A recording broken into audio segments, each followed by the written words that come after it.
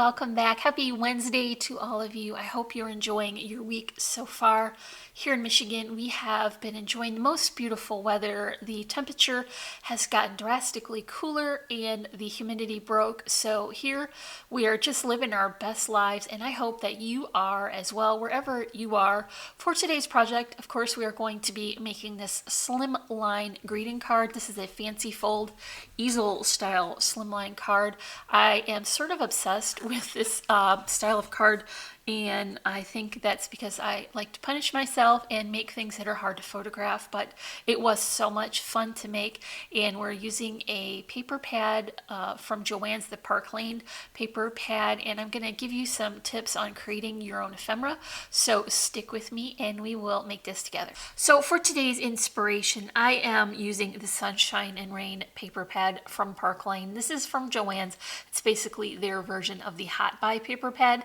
Not quite as inexpensive as the Hot Buy pad, but this is really nice quality paper, vibrant colors, thick, good paper, and some of the Park Lane pads also have some coordinating cardstock in the back, so I appreciate that.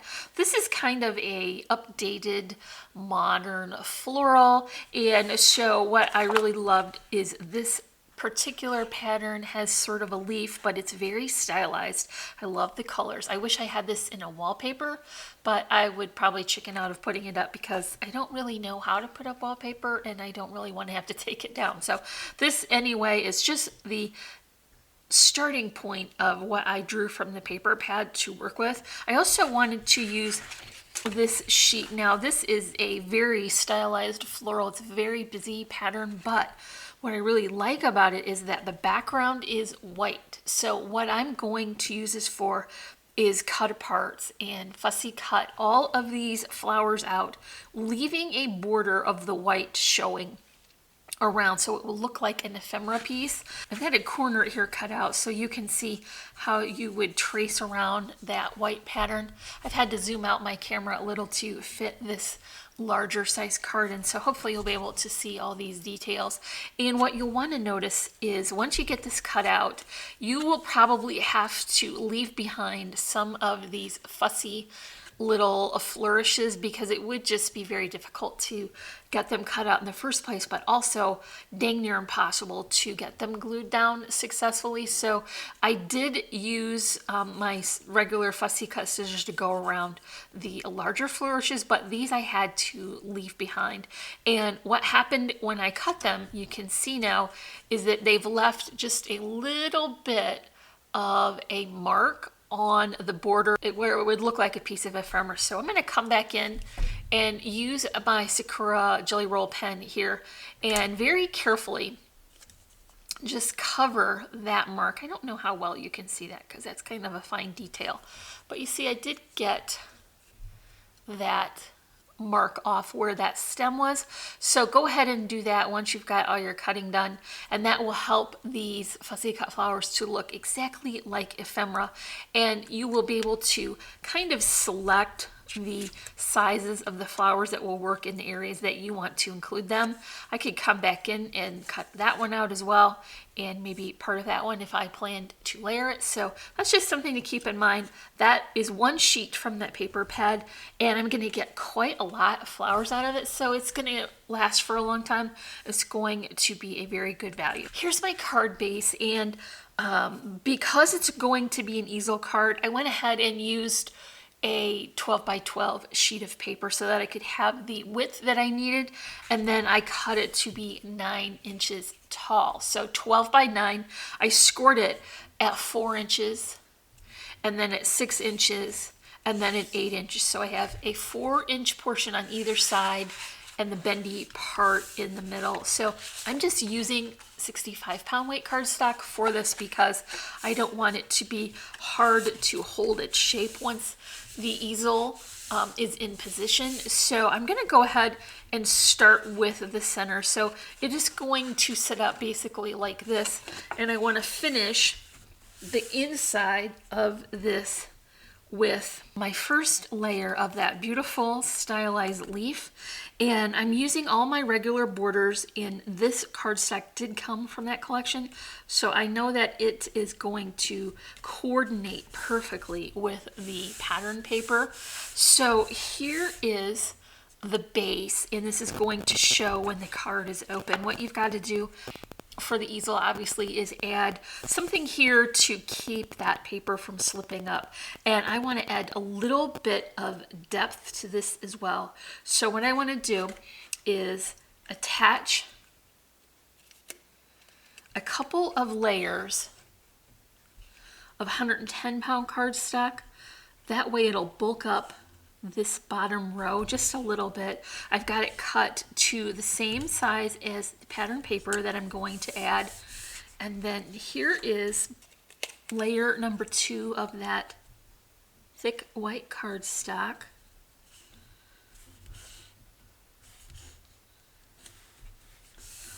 And then I'll top that whole thing with the pattern. So to coordinate with that leaf, I'm going to be using this very small dot, and it's just a really nice complement to the larger pattern in scale. Okay, so here is the flower that I have for the inside, and this is one larger piece that I cut apart because I don't want to extend past the bottom of the card, and I don't want to extend past the top of the strip so that the card won't catch on it. So what I did was I just cut my fussy cut image in portions so that I can stack them and get a little bit of extra use out of it. So what I want to do is just go ahead and position this one on the bottom so I know how far down I can go.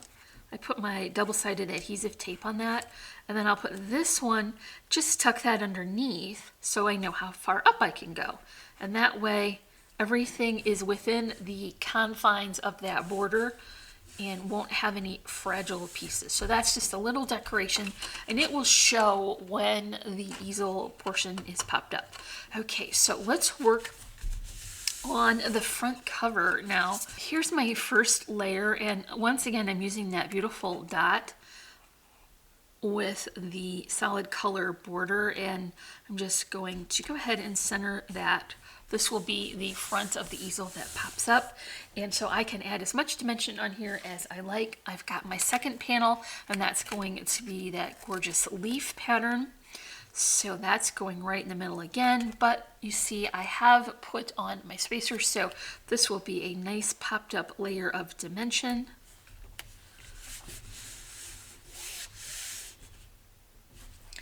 And then when I was arranging the pieces, I thought maybe that looked a little bit busy, and I wanted to break it up with this more neutral. And so this is just a piece of wood grain, and this is a pattern that I picked up from Hobby Lobby, and it just kind of neutralizes a little bit of that pattern in the background. So I did go ahead and use the border strip between those layers again to keep it from looking busy. So here's my doily that I'm going to add. This is from that Recollections doily die, and I cut it from 110-pound cardstock because I knew a portion of it was going to extend past the raised portion, so this would keep it from being fragile. And because this isn't a very delicate and fussy die, that worked pretty well, and I only had to run it through the die once. So let's add the next layer. Here's more of that dot, and I'm just using this to kind of break up a little bit of that background again. And then I've got the sentiment. So this paper pad came with a sheet of cut aparts. They're mostly 3x4, but some of them had a more unique shape. This was a very long word and might not fit so well on a regular size greeting card, but I think Slimline cards are perfect for this because it's not very tall, but it is very long, and it is beautiful. It coordinates perfectly and has a little bit of a glitter effect too, so that looks like a little bit extra fancy. I'm going to position this and hold it over where I have intended for it to land, because I have a smaller flower here that I'm going to use to balance my larger arrangement for the corner, and I want to make sure that I get it exactly where I hope it will land. And then my banner shape is just popped up on more spacers, so more dimension. And I'm gonna put that here so that I don't lose the detail from the first polka dot banner. I only used that one banner die for this. I didn't even change the sizes. So this is gonna work quickly because you only have to get one out. And here is my floral arrangement, and I did fussy cut that and use my Sakura and use my Jelly Roll pen to hide those edges again. What I wanted to do was have this overlay a little, so I just put some double-sided adhesive on one side and then the foam spacers on the other so that it would all be very well supported. And I'm going to make sure not to overhang that word because I just want it to be easy to read and nice. And this comes together so well. I think that it looks pretty when it's upright. You can see here all the detail will show when the easel portion is up and tucked in place. So that is all for my Easel Slimline greeting card made with my Park Lane paper pad from Joann's. If you enjoyed this video, make sure that you leave me a comment and a big old thumbs up. Remember, our upload schedule now is Wednesdays and Thursdays, so I'll be back in 2 days with another project for you. If you're not already, I would love for you to subscribe. And as always, you can check the description for links to all our social media sites.